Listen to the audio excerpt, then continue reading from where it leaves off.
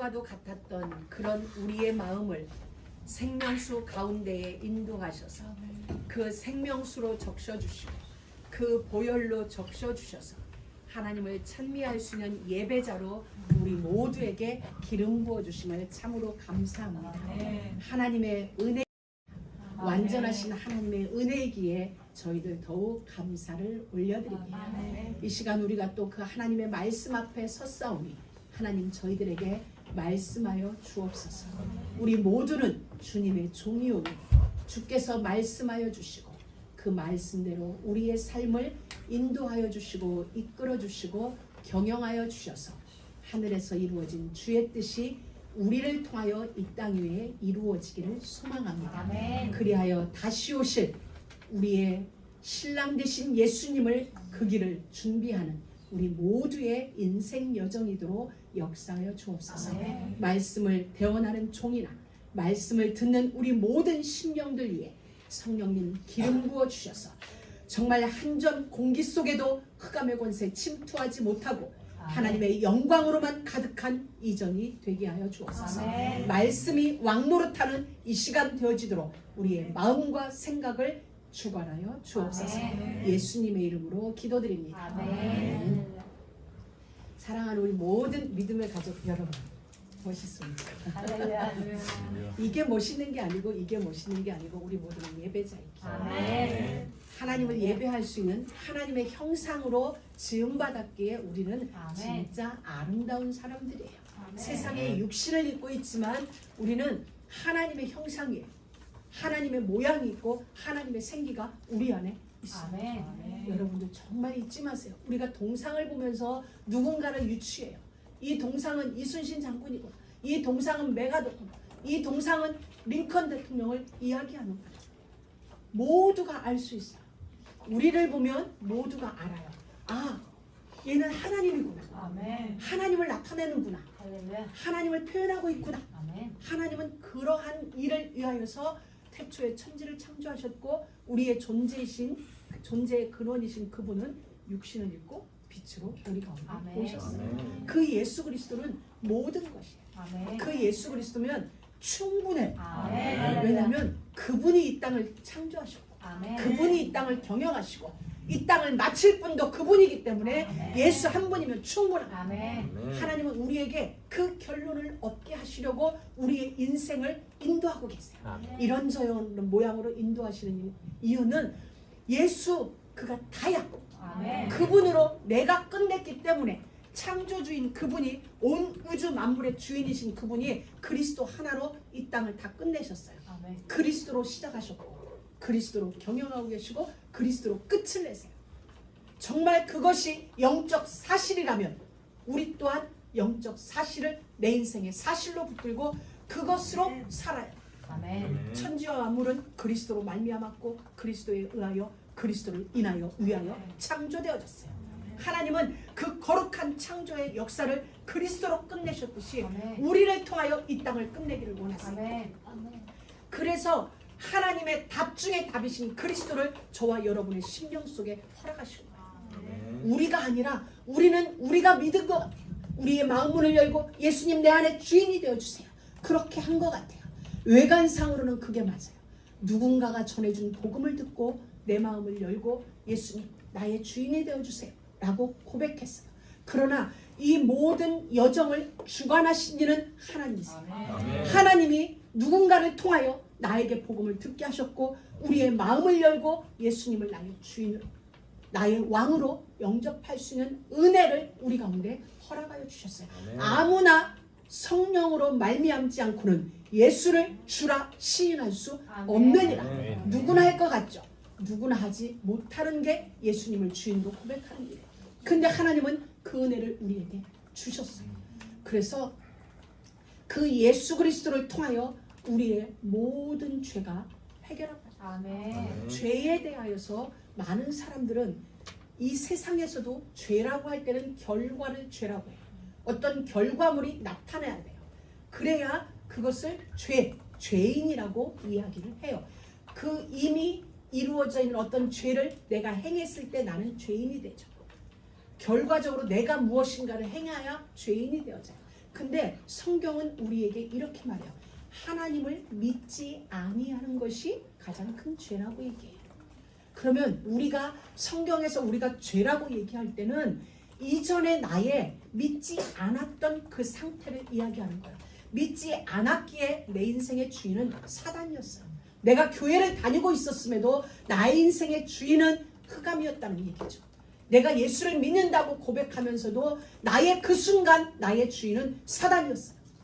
우리가 24시간이 주님이 나의 주인으로 경영돼야 되는데 나에게 미혹하는 내 문 앞에 엎드려져 있는 그 죄로 말미암아서 내가 그 문제 앞에 있던 그 순간 나는 하나님을 놓쳤어요. 그럼 적어도 나의 23시간은 주님과 함께 했다 할지라도 그 문제 앞에 있던 그 순간은 나는 하나님 없는 삶을 살았던 거예요. 하나님이 없어도 되는 거죠. 하나님 아니어도 되는 거죠. 하나님이 안 계실 거죠. 하나님이 보고 있지 않다라고 생각하고 그 일이 우리 가운데 이루어졌어요. 지금 주님은 그걸 이야기합니다. 간음하지 말라가 아니라 구약은 간음하지 말라예요.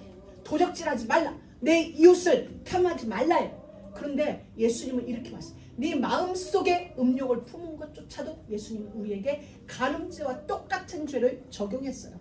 그 예수님의 법 안에 벗어날 수 있는 사람이 아무도 없어요. 오늘 하나님은 말씀을 통하여 우리에게 그 이야기를 지금 하고 싶어 하시는 것입니다.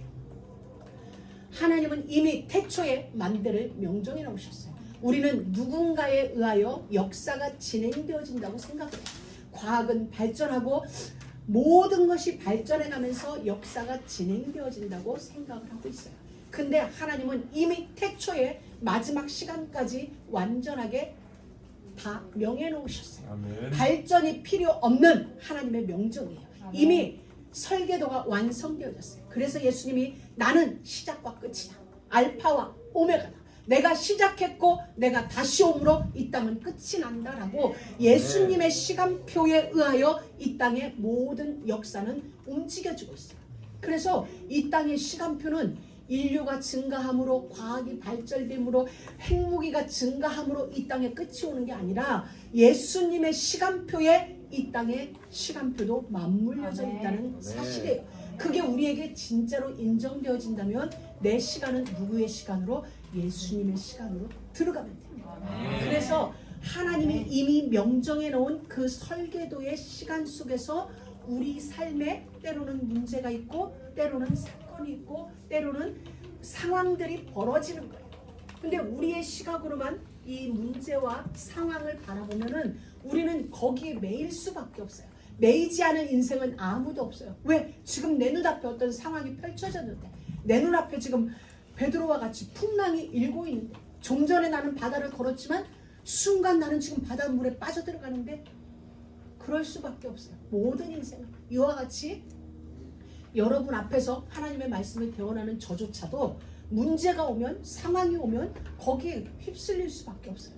왜? 그 문제를 바라보면 문제에 대하여 해석을 못하면 상황에 대하여 해석을 하지 못하면 거기에 반응할 수밖에 없어요. 거기에 상응하는 반응이 나오게 돼 있어요. 우리 안에서 올라오게 돼 있어요. 근데 우리는 정말 하나님의 은혜로 알고 있는 거예요. 아멘. 그 모든 것은 하나님의 모략이다. 하나님이 하나님의 시간표를 이루기 위하여서 나로 하여금 하나님의 일에 대한 증인이 되게 하시려고 아멘. 내 앞에 홍해를 두셨고요. 아멘. 하나님이 하나님의 일하심을 나에게 아멘. 보이게 하시려고 물 없는 사막 한가운데 나를 데려다 놓으셨구나. 아멘. 식량 없는 그곳에 나를 인도했구나. 아멘. 하나님이 나를 인도하시는데 창조주고 절대주인데 절대자이신데 어찌하여 나를 홍해로 인도하셨습니까? 어찌하여 나를 메마른 땅으로 양식 구할 수 없는 그 땅에 물 없는 그 땅에 나를 인도했습니까? 항의할 수 있는데 우리는 알고 있어요. 항의할 수 있는 우리지만 알게 되었어요. 성경을 통하여 하나님이 어떤 하나님인지 내가 안심하고 광야길을 가도 될 만큼의 아멘. 전능자이심을 내게 보이시려고 아멘. 너 안심해. 아멘. 너의 길은 안전해. 그걸 보여주기 위하여서 나를 그 홍해 앞에 데려다 놓은 거예요. 아멘. 홍해가 아멘. 없었다면 우리는 안심할 수 없어요. 40년 여정을 안심할 수 없어요. 물 없는 그곳에서 주의 능력으로 반석에서 생수가 터지는 걸 확인하지 못했다면, 마라의 쓴물이 변하여 단물이 되어지는 그 역사를 경험하지 못했다면, 우리는 가는 동안 내내 불안해야 되고 염려해야 되고 고민해야 되고, 이 다음에는 어느 곳에서 어떤 물을 마시게 될까, 그리할 수밖에 없는 우리 인생. 늘 땅의 것으로 염려하고 땅의 것으로 고민하고 땅의 것으로 전전긍긍할 수밖에 없는 우리에게 그 문제는, 오늘의 그 문제는 유익이라는 거죠. 고난당한 것이 내게 유익. 아멘. 그 홍해가 유익이었어요. 아멘. 할렐루야. 성경을 통해 알게 됐어요. 하나님이 우리를 위하여 그 역사를 만들어 놓으셨어요. 아멘. 그렇구나. 하나님이 하시는 모든 일은 옳은 것. 아멘. 옳은 일을 하시는 게 아니라 하나님이 하시는 모든 일은 옳습니다. 아멘. 그 앞에 우리는 발악하는 거죠. 아멘. 순종이죠. 근데 그 모든 게 나의 무릎 꿇음으로 복이 되어진다. 아멘. 하나님은 이 원리를 우리에게 알게 하셨어요. 내가 무릎 꿇음으로 모든 것은 복이 되어져요. 하나님이 복을 주시며 가라사대, 너는 그냥 내 앞에 순종, 무릎 꿇어가 아니라 순종하라는 거예요. 그 말은 믿으라는 거예요. 아멘. 절대적인 믿음, 그 믿음은 역사를 이루어요. 아멘. 믿음은 모든 것이 변하여 복이 되게 만드는 아멘. 가장 강력한 무기가 믿음이에요. 그 아멘. 믿음은 어디에? 하나님 앞에 내가 발악하는 아멘. 순종. 믿음이 없이는 순종할 수 없죠. 믿음이 없이는 따라갈 수 없는 거. 저 사람이 나를 인도하는데 맞아? 우리가 내비게이션 얼마나 찰떡같이 믿는지 몰라.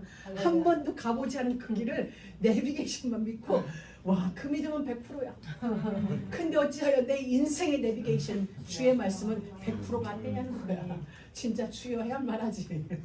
진짜 믿으세요. 아멘. 진짜 믿으세요. 그렇게 되면 하나님은 하나님의 일을 하세요. 근데 우리는 그 일의 증인이야.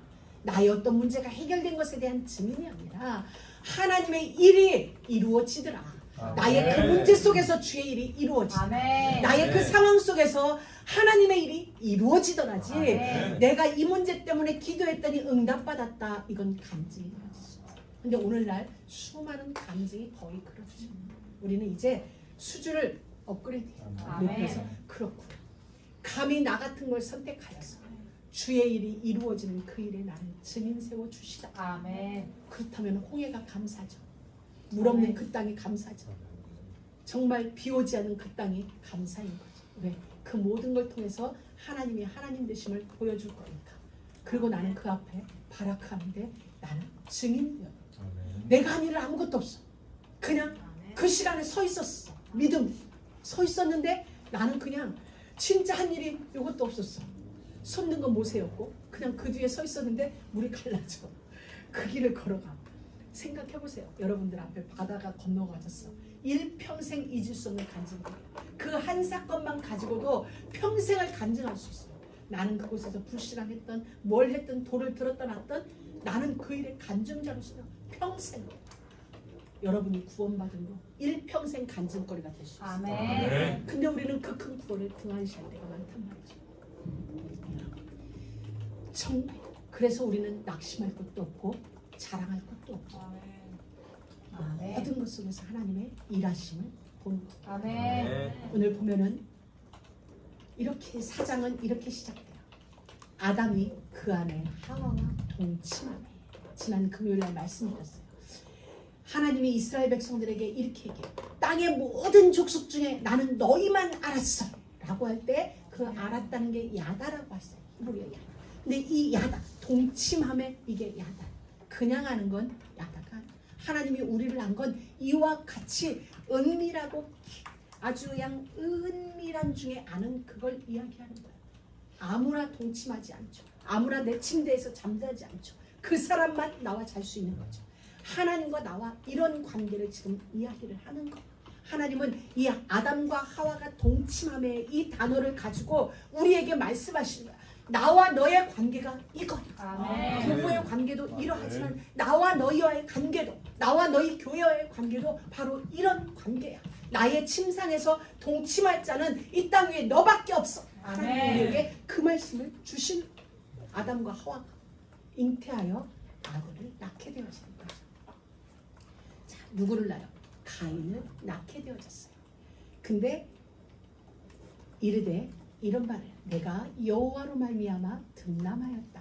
하여서 가인이란 이름을 짓는데 가인이 소유라는 이름. 누구의 것 이런 이름이에요. 근데 여러분 이 사장이 오기 전까지 이 아담과 하와가 가장 갈망했던 건 뭘까요? 에덴으로 돌아가고 싶은 거죠.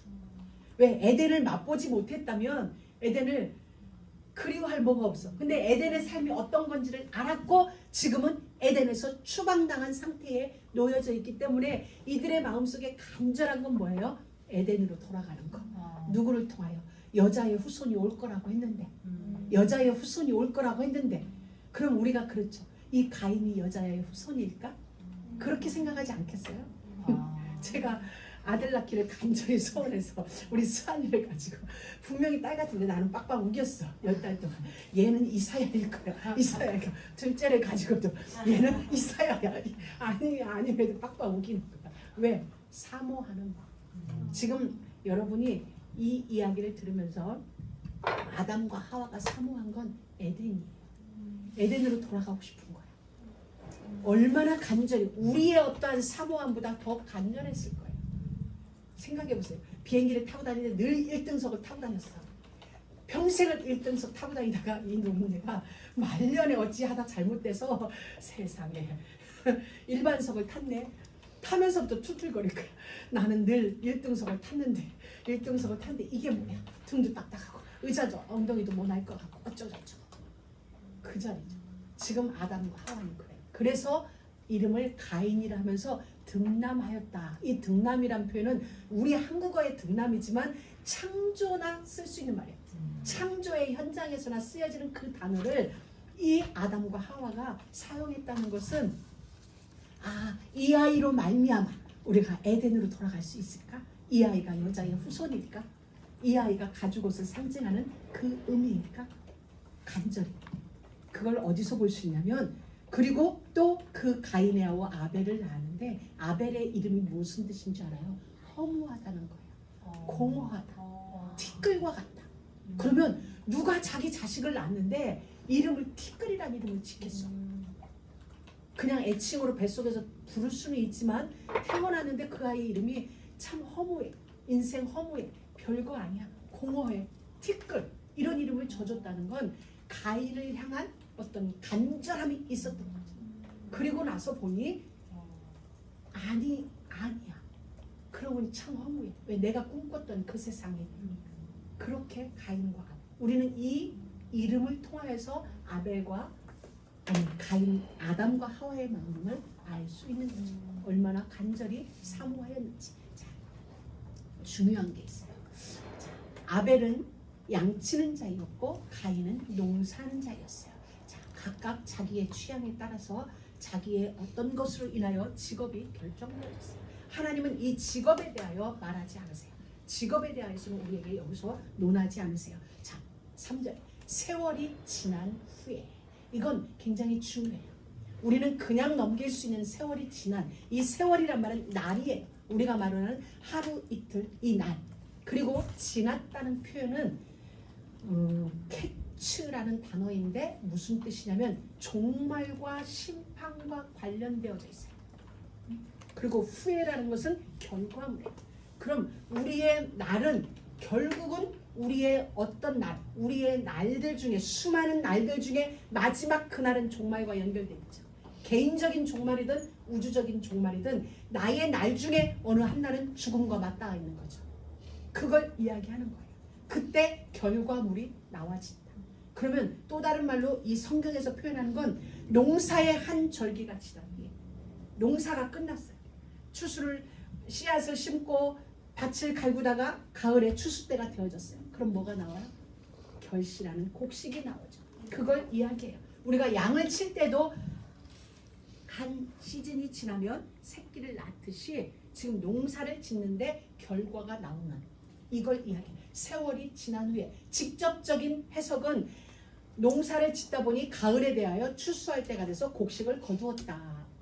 그걸 이야기하고 또 다른 해석으로는 우리 인생의 날들 중에 그 날은 반드시 심판과 연결되어 있는데 그 끝날에는 내가 살아온 그 날들에 대하여 결과를 가지고 주님 앞에 서야 될 시간표가 온다는 거예요.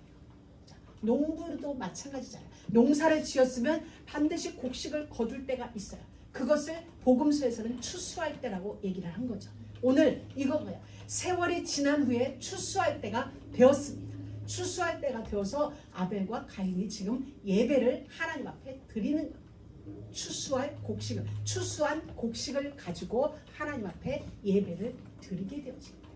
자, 그런데 여기에서 예배를 드리는데 하나님이 가인과 그 제물은 연락하지 않으셨고 아벨과 그 제사는 연락을 하신 거예요. 그러면 도대체 어떤 차이가 있을까? 왜 하나님은 가인 예배는 안 받으셨고 아벨 예배는 받으셨을까? 하나님은 곡물을 싫어하고 양을 좋아하나? 우리는 생각할 수 있어요. 그런데 잘 보세요. 세월이 지난 후에 가인은 땅의 소산으로 제물을 삼았고, 그 다음에 아벨은 자기도 양의 첫 새끼 그리고 그 기름으로 드렸더니, 그 기름이라는 것을 영어나 히브리어로 보면 그 중에 가장 좋은 것을 드리는 차이가 있죠. 가인은 농사를 졌는데 농사진 것 중에 일부를 하나님 앞에 제물로 가져온 거예요. 아벨은 첫 새끼였어요. 특별하게 이 예배에 대하여 특별한 마음을 가지고 있었던 거예요. 아무 양이나 가지고 올 수 없었어요. 하나님 앞에 예배를 드리는데 내가 지금 양을 봄, 여름, 가을 동안 양을 열심히 농사를 졌는데 그 중에 새끼들이 많이 나왔는데 나는 특별한 의미를 가진 첫 새끼를 가지고 하나님 앞에 드렸다. 그럼 우리는 어떻게 생각하면 정성인가? 지성인가? 아니. 물론 정성과 지성도 중요하지만 본질을 이야기하는 거예요. 가인의 평소의 마음 상태가 그러했다는 거예요. 가인 평소가 그냥 내가 추수한 곡식 중에 일부를 갖다 드릴 만큼, 그건 가인의 평상시 삶이었어요. 아벨은 평상시에 하나님을 향한 게 다른 거예요. 우리가 예를 들자면 이렇게 표현하면 어떨지 모르겠어요. 우리가 보통 헌금을 할 때 대충 내 호주머니 속에서 있는 헌금 중에 일부를 한 게 있어요. 그러나 월요일부터 예물을 준비하는 사람도 있어요. 물론 다 마음이 없고 있고가 아니라 그건 그의 삶인 거죠. 삶이. 저는 전에 어느 정도였냐면 다 다렸어요. 돈을 다리미를 다 다려놨어요. 1년 헌금할 걸 다리미를 다 다려서 1년 봉투 만들어놨었어요. 그래놓고 했었어요. 근데 그것도 아니고 진짜는 내 평상시의 삶 속에서 내가 하나님과 교제를 이루어 나가는 거예요. 그게 되어질 때는 달라지는 거죠. 예배하는 자세가 정성을 떠나 정성이 아니라 본질을 이야기하는 거예요. 나의 평상시의 삶이 예배자의 삶이냐 주일날 교회에 와서만 예배자의 삶이냐. 하나님은 이걸 지금 우리에게 묻고 계십니다. 이때 예배에 실패한 가인에게 죄가 들어왔어요.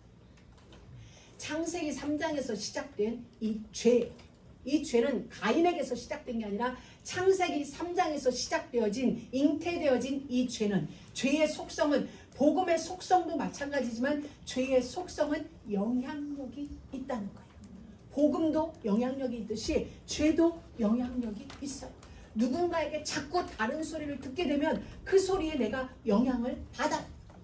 믿음의 소리, 복음의 소리를 들으면 내가 불신하던 내 마음도 복음으로 기울어지고 믿음으로 기울어지고 언약으로 기울어지는데 내 귀에 다른 소리를 들려줘. 사람 소리를 들려주고 인간 소리를 들려주고 누구는 어떤 자꾸 듣게 되어지면 우리에게 그게 내 안에 자리잖아. 그 사람에게 있는 그게 내 안에도 나는 관계없는데 내 안에 자리잖아. 바로 이걸 얘기하는 거야. 지금 죄가 영향력이 있고 또 죄는 확대되어 복음도 확대되어지듯이 창세기 3장에 있었던 그 죄는 잉태되었고 확대되어지고 번성되어져서 살인이라는 결과를 낳게 되어집니다. 그럼 가인은 살인을 해서 죄인인가? 살인을 해서 나쁜 사람인가? 아니요. 평상시 그가 속한 자리가 그 자리였던 거예요. 결과로 예배가 실패되어졌고 결과로 살인이라는 게 나온 거예요. 오늘 8절을 원래 본문에 보면 안 넣어야 돼요. 7절까지 해서 끝을 내야 이게 맞아요. 근데 8절을 왜 넣은 줄 알아요? 8절에 보면 이랬어요. 가인이 그 아우에게 고한이라 원래 원어에 보면 말을 했어요. 우리 들에 나가자. 원래 보면은 가인이 아벨에게 아벨 우리 들에 나가자, 산에 놀러 가자 이렇게 얘기한 거예요. 그리고 들로 나가서 부모님의 문 밖으로 가서 거기서 돌로 쳐 죽이는 사건이 성경은 너무 적나라하게 쳐 죽였다. 그러면 가인의 살인은 우발적 살인인가 고의적 살인인가? 고의적 살인이에요. 이미 그 안에 살인할 마음이 있었어요. 왜? 그곳에 속해져 있기 때문에. 여러분 제 말이 억지 같으죠. 우리 요한일서 3장 한번 봅니다. 요한일서 3장 12절 말씀을 같이 한번 보도록 하겠습니다. 요한일서 3장 12절. 모든 성경은 하나님의 감동으로 되어졌어요. 하나님이 모든 사건을 해석했고 하나님이 그 모든 사건을 기록하신 거예요. 성령께서 요한을 통하여 우리에게 말씀해 줍니다. 3장 12절 같이 읽습니다. 가인같이 하지 말라. 저는 악한 자에게 속하여 그 아우를 죽였으니 어찌 연고로 죽였느뇨? 자기의 행위는 악하고 그 아우의 행위는 의로움이라. 뭐라고 그랬어요? 악한 자에게 속하여. 악한 자가 누구야? 창세기 3장에서 들어왔던 그 사단에게 속하여 그 아우를 죽였으니. 죽인 게 먼저가 아니고 소속이 먼저였어요. 어느 곳에 속했느냐에 따라서 죽임이라는 살인이라는 결과를 낳게 되어집니다. 사랑하는 우리 모든 믿음의 가족 여러분, 우리는 어디에 속해 있습니까? 이 가인은 정말 나쁜 자고 살인자고 악한 자였나요? 예배하는 자였어요. 하나님을 예배하는 자였어요. 그래서 예배를 드렸어요. 그런데도 그는 소속이 어디였냐? 악한 자에게 소속되어졌다. 우리는 성경은 우리에게 말했어요. 가인같이 하지 말라. 저는 악한 자에게 속하여. 오늘 예배하는 우리에게 주님이 말씀하세요. 가인같이 하지 마라. 그 말은 악한 자에게 속해 있지 마라. 아멘. 언약으로 돌아와라. 십자가로 돌아와라. 아멘. 말씀 안으로 들어와라. 아멘. 전에 우리 모두 다 가인의 자리에 속해 있었어요. 가인같이 악한 자리에서 사망의 냄새를 푹푹 풍기는 그 자리에 우리 모두가 있었다는 거예요. 예수님이 이렇게 했어요. 사람을 죽여서 살인이 아니라 형제를 대하여 라가라 하는 자마다 지옥불에 던지오게 되리라. 형제를 대하여 라가라 하는 자도 하나님은 살인죄에 적용시켰어요. 우리 모두 가인 같은 자리에 있었다는 얘기예요. 어쩌면 우리가 날마다의 삶 속에서도 순간순간 가인의 자리에 가 있는지도 몰라요. 그때는 어떻게 십자가로 돌아가서 나의 그 가인의 속성을 십자가에 못 박고 아멘. 쾅쾅 못 박고 그 아멘. 옆에서 죽어야 돼. 근데 우리가 왜 그 속성을 못 벗어나냐면 십자가 앞에서 한 번도 내가 가인이 안 돼 있었어. 그래서 그런 거야. 나는 가인은 아닌 것 같아. 아벨하고 가인 중간인 것 같아. 아니면 아벨 쪽인 것 같아. 하나님 앞에서 십자가 앞에서 제대로 가인으로 한번 서봐야 돼. 그렇구나. 내 안에 이런 악함이 나도 모르는 사이에 있었구나. 그래서 십자가 앞에서 가인의 모습으로 서고 그리고 아멘. 그것을 완전히 십자가에 못 박아. 아멘. 그리고 십자가에서 죽고 예수와 아멘. 함께 다시 살아나야 아멘. 죄가 우리에게서 다스림을 받아요. 아멘. 내가 죄가 나를 다스리는 게 아니라 내가 죄를 다스릴 수 아멘. 있는 건 가인이 된 나는 죽어야 돼. 십자가에서. 그리고 아벨로 내가 태어나서 아벨의 그 길을 걸어가는 거예요. 아멘. 그래서 신앙생활은 정말 내가 어디에 속해 있는가의 싸움일 수도 있어요. 나는 예배자예요. 우리 아이덴티티. 예배자. 누구? 하나님을 예배하는 자. 아멘. 이 예배는 가인 같은 예배가 아니라 하나님이 받으시는 예배. 아벨과 그 재물은 아멘. 연락하셨어요. 아멘. 하나님이 여러분을 받아야 여러분의 재물도 받아요. 아멘. 하나님이 여러분을 안 받으면 여러분이 드리는 재물을 안 받으세요. 그럼 그 재물에 합당한 복의 결과들을 오늘 못 보는 거예요. 오늘 교동문에 보니까 하나님이 먼저 땅을 준비하신 후에 그 위에 비를 주셔서 땅으로 하여금 여호와의 강이 충만하게 하시고 땅으로 하여금 에덴의 동산처럼 입히시는데 내가 그게 준비되어지지 않은 거예요. 그래서 정말 하나님이 받으시니까 먼저 나예요. 내가 하나님께 드림바 되어지고 아멘. 하나님이 나를 받으셔야 내 재물이 받아지고 나의 삶이 받아지고 나의 아멘. 기도가 받아지는 거예요. 그래서 아멘. 내가 하나님께 하나님이 받으심직한 사람이 되어야 우리의 세월이 지난 후에 추수할 곡식이 내게 오는 거죠. 아멘. 그래서 우리 모두 정말 세월이 지난 후에 우리 모두 그리스도 앞에 세워질 때에 주께서 우리를 기억할 때, 주님이 나를 기억할 때, 내가 주님을 아는데 주님은 나를 모른다. 성경의 복음서에 보면 주님이 나는 너를 몰라라고 얘기하는 게 있어요. 이들은 내가 주의 이름으로 선지자 노릇하며 내가 주의 이름으로 귀신을 쫓아냈습니다 하는데 주님은 나는 너를 도무지 그냥 몰라도 도무지 몰라. 나만 아는 주님이어서는 안 돼. 우리의 신앙생활은 주님이 나를 알도록 살아야 돼. 이게 평상시 삶으로 이어지는 거야. 그래서 아벨과 그 제물은 이것이 되어집니다. 히브리서 11장에도 보면은 우리가 히브리서 11장 3절 4절에도 보면은 믿음으로 아벨은 가인보다 더 나은 제사를 하나님 앞에 드림으로 의로운 자라는 증거를 얻었으니 그 예물이 증거함이니라 이렇게 되어졌어요.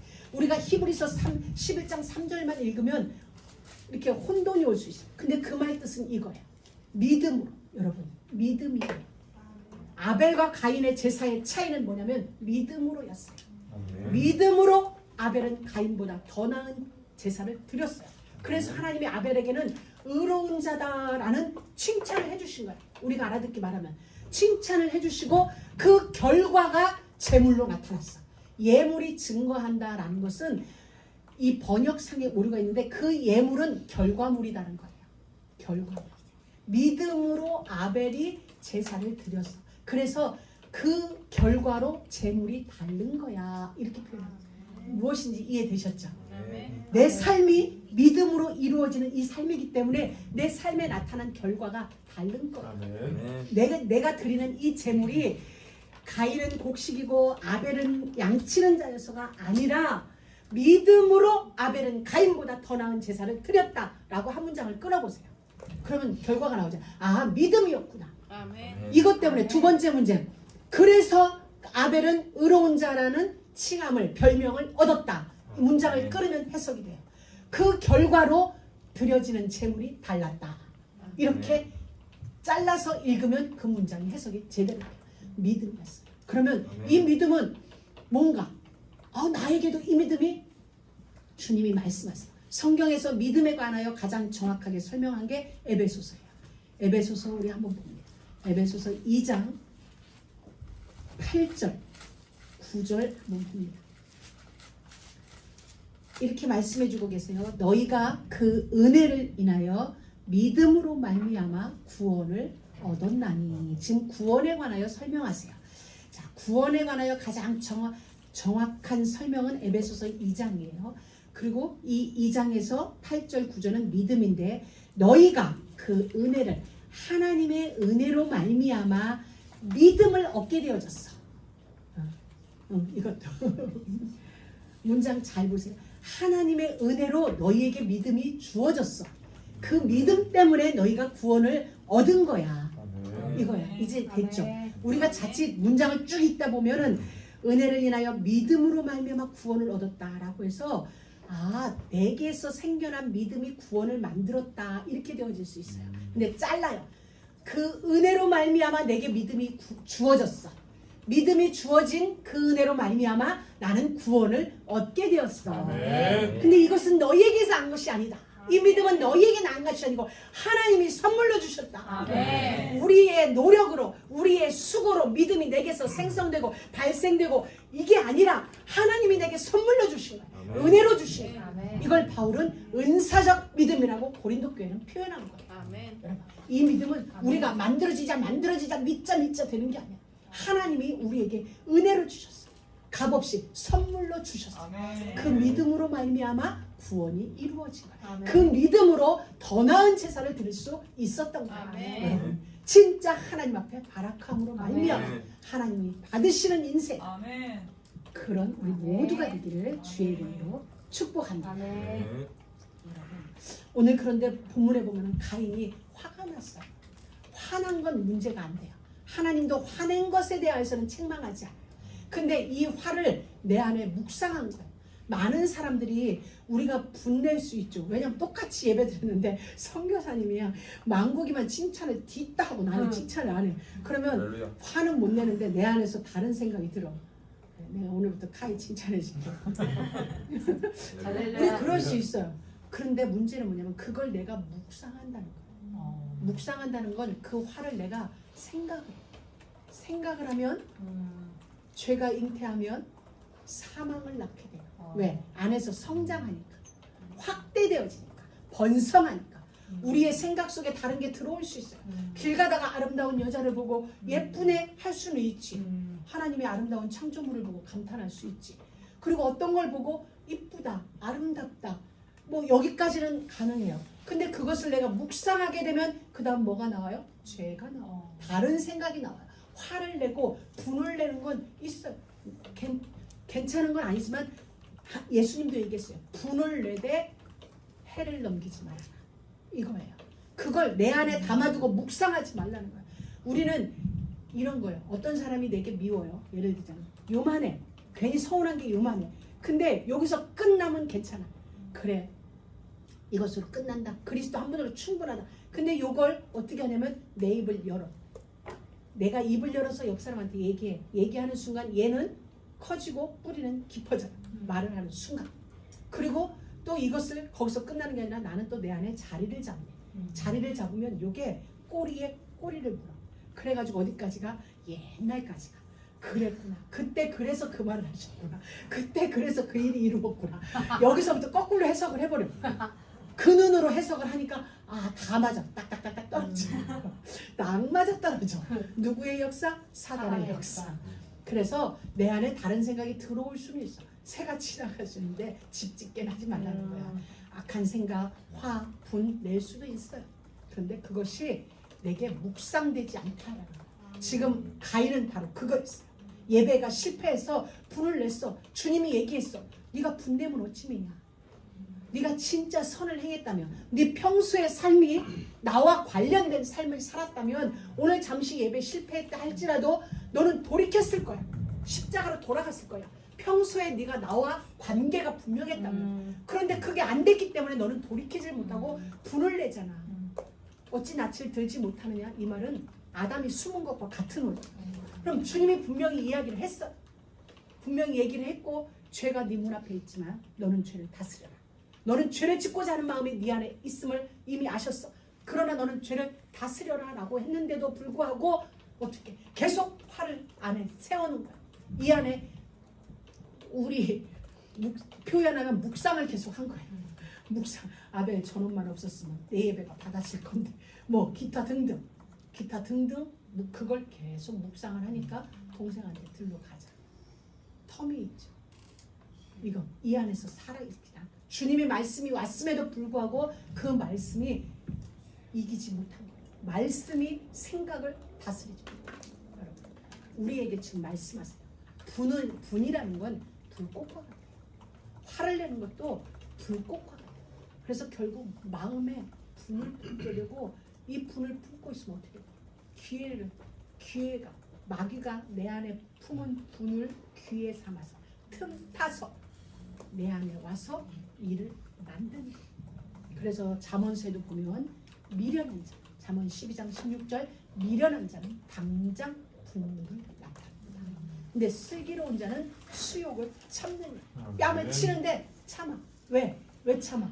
못 참아. 모든 인생이 어떻게 지겠어? 뺨 딱 때리는 게 어떻게 참아? 그냥 그대로 날아가지. 근데 왜 참아줘? 그래. 하나님이 아시니까. 이 모든 일조차도 하나님이 경영하는 경영 속에 있다라고 하나님 앞에 바라크된 삶이 내 삶 가운데 있다면 뺨을 치든 침을 뱉든 나와는 상관없어. 왜? 이미 나의 주인은 하나님이야. 나에게 침을 뱉는 건 나의 하나님께 인간이 침을 뱉는 거야. 내 뺨을 때리는 건 내가 아니라 맞는 건 나지만 내 안에 누가 계셔? 나의 하나님이 주님이 성전 삼고 내 안에 계시기 때문에 내 뺨이 아니라 주님 뺨이고 주님 앞에 침 뱉는 거라니까. 내 말 같아요. 예수님이 얘기했거든. 너희를 미워하는 건 너희를 미워하는 게 아니야. 나를 미워하기 때문에 너희를 미워하는 거야. 주님이 얘기해 주시죠. 그렇기 때문에 어떤 일이 있어. 우리가 생각할 때 내 믿음이 많고 적고 내가 신앙생활을 잘하고 못하고 가냐.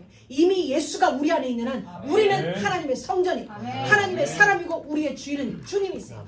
어디를 가든지 너희에게 냉수 한 그릇 주는 자는 그 상을 잃지 않아. 아멘. 왜? 내가 마시지만 주님께 드리는 거니까. 아멘. 그 원리인 거야. 내게 화를 내는 것 주님이 기억하고 계세요. 너 아멘. 가만히 있어. 내가 아멘. 그 숯불을 그의 머리 위에 쌓아놓고 있을게. 아멘. 그 숯불이 찰 때까지 주님은 기다려. 아멘. 그러니까 분내지 말라. 아멘. 이 원리를 알면 내가 아멘. 치면 뺨한 대로 끝나. 근데 주님은 아예 진노의 숯불을 그 머리 위에 딱 쌓아놓고 있다니까. 아멘. 조금만 참으면 주님이 해결하여. 아멘. 그래서 네. 어리석은 자는 자기의 노를 다 드러내. 다 드러내는데 지혜로운 자는 그를 억제하느니라. 왜 억제해? 나의 아이덴티티가 뭔가가 분명해졌기 때문에 내가 화가 나는데 참는 거야. 나는 예배자이기 때문에. 그것 때문에 참는데 주님이 그걸 기억하는 거야. 이것 봐라. 화를 내야 되는 찰나에 화를 참네. 할렐루야. 주님이 기억하는 거. 어쩌 제법인데. 알았어. 할렐루야. 그러면서 상을 딱 준비해요. 할렐루야. 왜 참냐면 예배자인 걸 이제 인식을 했기 때문에. 그래서 그치는 거야. 시편에도 말해. 아멘. 분을 그치고 노를 버리며 불평하지 말라. 오히려 악을 만들 뿐이라 라고 얘기했어요. 그러면서 시편 62편에 백성들아 시시로 그를 의지하고 모든 순간에 그를 의지하고 그의 앞에 마음을 토하라. 사람 앞에 토하지 말고 누구 앞에? 주님. 하나님 앞에. 하나님은 아멘. 우리의 피난처시다. 아멘.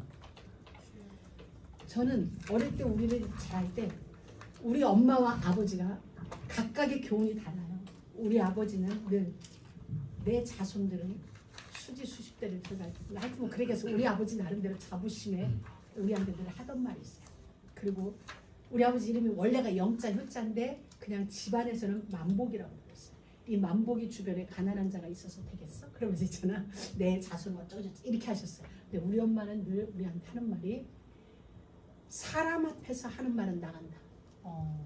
소 앞에서 하는 말은 나가지 않아도 사람 앞에서 하는 말은 나가게 돼요. 우리는 어릴 때부터 그 말이 무슨 뜻인지도 모르고 어릴 때부터 그 말을 듣게 되었어요. 근데 그러니 이게 이제 우리에게는 사상이 되었어요. 그래서 어떤 일이 되어졌을 때 제가 여러분한테 막 하는 건 진짜는 말을 안 해요. 그러니까 말을 안 한다는 게 아니라 예를 들어서 제가 뭐 집을 살 일이 있어. 그럼 저는 언제 여러분한테 내가 집을 살려고 하는 말을 언제 하는 줄 알아요? 에스크로가 60%를 넘어섰을 때 에스크로 컴퍼니에서 거의 됐어요 라는 말이 나오면 그때 나는 그제서 뭐 집을 사보려고 해 이래. 그럼 이제 한 보름 후면 내게 등기 부등 돈이 넘어오는 거죠. 근데 제가 복음을 알고 나니까 우리 엄마는 복음 없는 분이셨어요.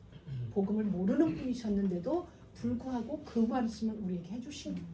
그리고 그건 우리에게 그냥 뭐라고 그래? 삶이 됐다고 그래야 되나? 그런 게 되는데 참 유익한 거야. 그래서 하나님 앞에서 울지 사람 앞에서는 잘 어찌하지 않는 이 훈련이 된 거 같아요. 하나님은 우리에게 말해요. 여러분, 때로 우리는 사람에게 위로받고 싶고 사람에게서 그러고 싶어요. 근데 하나님은 그러지 말라는 거예요. 내가 있지. 아멘. 내 앞에 와서 토해. 네 심중을 내 앞에 와서 얘기해. 아멘. 그러면 내가 그 모든 것에 너의 피난처가 된다. 아멘. 이 말은 내가 다 들어줄게. 내가 그 문제의 주인이 되어서 해결할게 이 말이에요. 아멘. 여러분, 정말 우리는 하나님 앞에 섰습니다. 아멘. 이제 한 말씀만 더 드리고 마칠까 합니다. 좀 시간이 지났는데 우리의 신분은 예배자예요. 아멘. 바울은 유언과 같이 디모데에게 보낸 편지에서 이렇게 얘기했어요. 바울의 인생을 하나의 제사로 봤어요. 나의 갈 길이 다 관제와 같이 부음이 되어졌다. 이 말은 바울은 자기 멀고도 긴 인생 여정을 하나의 제사로 본 거예요. 오늘날로 말하면 예배로 본 거예요. 자기 인생 자체를 하나님 앞에 드려지는 예배. 물론 순간순간의 예배도 있지만 인생 자체를 하나님 앞에 드려지는 아멘. 예배로 아멘. 제사로 본 거예요. 그래서 관제와 같이 내가 부음이 되었다라고 디모데에게 얘기한 거. 그건 언제냐면 내가 이제 보니까 내가 죽을 날이 다가온다. 그 부음이 관제라는 말은 제사를 드릴 때 마지막에 포도주를 붓는 거예요. 이 모든 제사가 끝났다라는 신호가 관제와 같이 부음이 되어졌다라고 바울이 이야기를 하는 거예요. 아멘. 자기 제사가 끝나져 가는 거라는 인생이 끝나는 걸 아는 거예요. 어제 이제 그 관점에서 참 멋있다. 우리 인생을 예배로 보는구나. 제사로 보았구나. 그렇다면 반드시 끝날 시간이 있는 거죠. 우리의 예배도 끝나는 시간이 있듯이 우리의 인생도 끝나는 시간이 있는 거예요. 이 관점으로 여러분 한번 빌립보서를 읽어보세요. 어제 빌립보서를 이 눈으로 야 바울이 이제 옥중에서 자기 인생이 다 시간표가 마감될 시간표가 다가온다는 그 관점으로 그 마음으로 빌립보서를 읽어보니까 구절구절이 유언인 거야. 구절구절이 우리에게 주는 유언인 거야. 바울의 간절함. 왜냐하면 자기 시간이 얼마 남지 않았어. 정말 얼마 남지 않은 인생이 우리에게 해주는 말이기 때문에 얼마나 간절하겠어. 자기 아들과 같은 디모데에게 그 편지를 쓰는 달려갈 길은 다 마쳤다. 선한 싸움을 다 싸우고 이제 나를 위하여 예비된 의의 면류관을 향하여 나는 가게 된다. 아들아 디모데야 라고 하면서 이제 자기의 모든 사역을 이야기하는 거예요. 여러분 우리 모두의 인생도 마찬가지. 하나의 예배이고 하나의 제사예요. 언젠가 이 제사가 맞춰지는 이 예배가 맞춰지는 날 세월이 지난 후에 우리 모두는 주님 앞에서 결산하게 되어질 것입니다. 어떤 모습으로 어떤 아이덴티티를 가지고 우리는 주님 앞에 설 것입니다. 예배자. 우리의 제사가 맞춰지는 그날 주님 앞에 서게 되어지는 그 은혜가 있기를 아멘. 축원합니다. 너는 누구냐? 물을 나는 예배자. 나는 예배자입니다. 우리는 이렇게 성도 이전에 목사 이전에 선교사 이전에 아멘. 전도사 이전에 나는 예배자입니다. 누구냐? 아멘. 하나님을 예배하는 예배자입니다. 살든지 죽든지 내 몸에서 그리스도가 존귀히 되기를 원합니다. 그리고 나는 이 두 사이에 끼어있다. 바울이 그렇게 편지했어요. 나는 삶과 죽음 이 가운데에 지금 끼어있다. 간절한 마음. 우리도 마찬가지야. 내가 들어가나 나가 있으나 삶의 현장에 있으나 교회에 있으나 어느 현장에 있든지 내게서 그리스도만이 존귀케 되기를 아멘. 원합니다. 바울과 같은 심정으로 예배하는 자 정말 주님과 함께 아멘. 이 예배가 이 제사가 성공하는 예배가 되길 주의 이름으로 축복합니다. 아멘. 우리 다 같이 일어나서 나는 예배자입니다. 우리 한번 찬양하겠습니다. 우리 다 같이 일어나서 정말 하나님 앞에 나는 하나님을 예배하는 예배자. 내가 서 있는 곳 어디서 하나님을 예배합니다. 예배자입니다. 우리 찬양하도록 하겠습니다.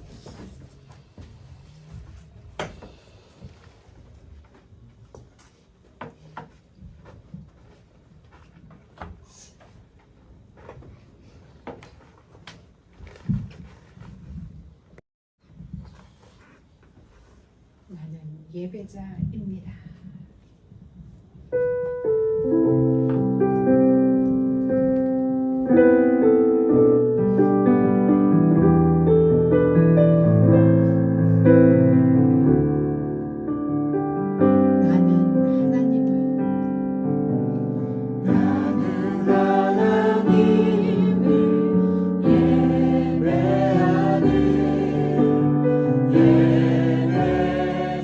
예배자입니다.